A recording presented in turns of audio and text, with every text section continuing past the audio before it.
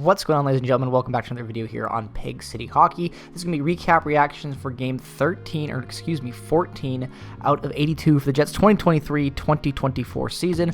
And this was a really fun game, even though it was kind of, frustrating at times because you want them to win a game like this, but they lose to the Dallas Stars by a final score of 3-2.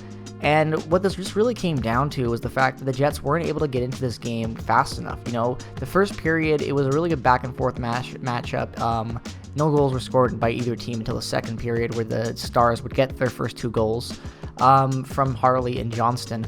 But that first period, if the Jets could have just got going a little bit, they just could have put some more pressure on Wedgwood. I feel like this game could have been a little bit different. They just waited too long. They took too long warming up, and then they got into this game a little too late. Even though they battled really well, they just weren't able to, keep this game into it. If that Duchesne goal doesn't happen, that power play goal doesn't happen, maybe they're in this, but they also needed to get into this game earlier, I felt like. And, that power play goal by Duchesne was the killer. But at the end of the day, if that first period is what I thought really ended up hindering this team in their trying to get a victory down the stretch. It was still a good game. Brendan Dillon on fire, 4 goals already this season. Like I said last video, I believe Brendan Dillon's career high for goals. It's like here, let's see. His career high for goals is 6 goals in 2013-14 with the Dallas Stars, and like I said, he's got 4 right now. He is right there with some of his best stats all time for goals right now. This is his 3rd best season for goals already in his career.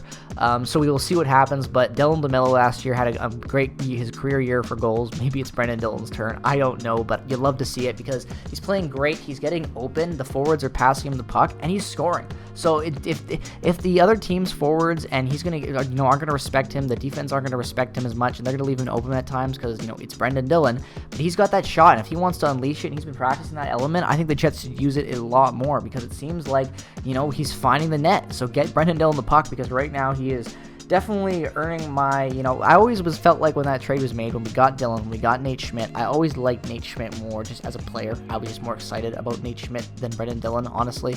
I don't know why, I just was. In hindsight, it's 2020, obviously, but Brendan Dillon definitely has been the better player, in my opinion, the most consistent player overall, and, he's definitely showing it now, and he's definitely in the last, I'd say the last half of last year, and probably, honestly, I don't even know when, but I've noticed Brendan Dillon a lot more, and I'm liking it. And it's not even just these goals. Brendan Dillon does good things out there, and he's a pretty solid two-way defenseman for us.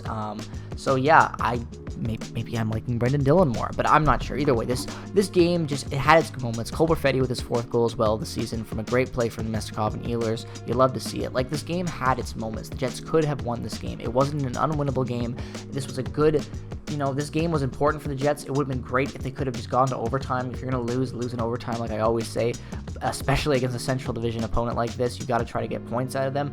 But at the end of the day, I think their Jets can take stuff away from this. They're still 7-5-2 on the season.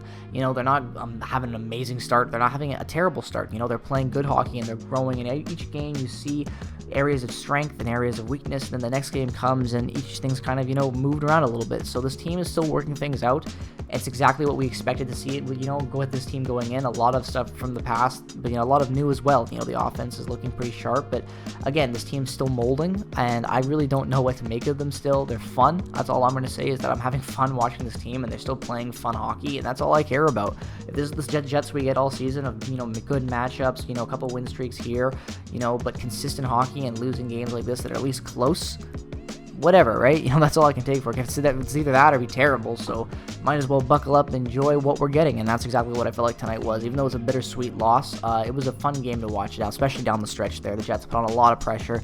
If Kyle Connor roofs that shot in the last, dying seconds of the game there instead of whiffing on it, to tie game, we're going to overtime, and like I said, then we get that point, and we look at this completely different. But at the end of the day, a 3-2 loss to the top team in the Central after fighting and battling back hard, after playing not that good in the first, and allowing 2 early goals on you in the start of the second period, it showed resilience still by the Jets. They battled back against the toughest team in the Central right now, and they're gonna have to play Dallas again, and they're gonna have their chance to show themselves. But for now, this game is what it is, and I think that we should be kind of happy with their effort. At the end of the day, it could have been a lot worse, honestly, when you think about things. So, going into their next matchups, they have to win some more wins. They got to win some more games. So their next matchup is going to be against the New Jersey Devils on the 14th, and then Buffalo on the 17th, and then Arizona on the 18th. So there's an interesting stretch of games coming up right now. The Jets, in my opinion, they need to win all 3 of these before playing Tampa Bay and Florida.